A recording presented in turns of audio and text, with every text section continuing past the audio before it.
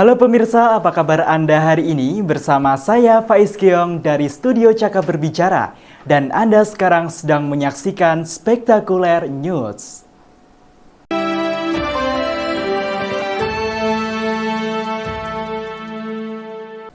Pemirsa, smartphone kini telah menjadi bagian dari hidup kita. Dari bangun tidur sampai tidur lagi, hampir semua aktivitas dilakukan lewat layar. Belajar, bekerja, mencari hiburan, atau bahkan sekedar bersosialisasi. Tapi apakah kita benar-benar menikmati koneksi ini? Atau justru kita sudah mulai dikendalikan olehnya? Fenomena baru yang disebut brain rot mulai banyak diperbincangkan di media massa. Brain rot menggambarkan kondisi otak yang terasa lelah, kosong, bahkan tumpul akibat terlalu lama terpapar konten cepat dan instan.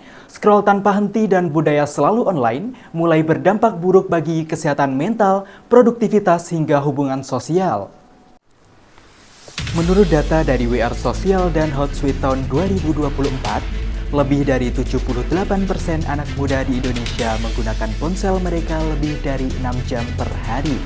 Dan sebagian besar digunakan untuk hiburan dan media sosial.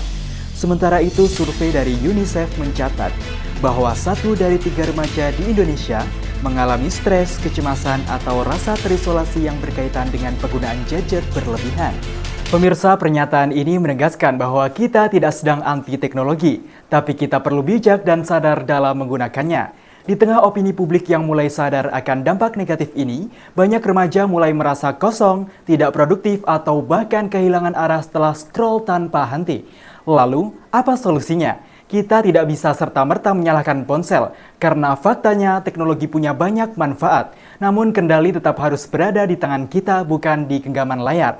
Beberapa solusi ini sederhana tapi penting yang bisa kita terapkan mulai hari ini, seperti pengaktifan fitur pembatas waktu aplikasi untuk mengatur durasi bermain media sosial, buat aturan kecil seperti no gadget saat makan atau 1 jam bebas layar sebelum tidur, ganti kebiasaan scrolling Anda dengan aktivitas nyata, seperti mengobrol, baca buku, olahraga, atau sekedar jalan-jalan tanpa HP. Dan yang tak kalah penting, berani disconnect. Karena kadang kita memang butuh menjauh sejenak untuk kembali sadar dan waras.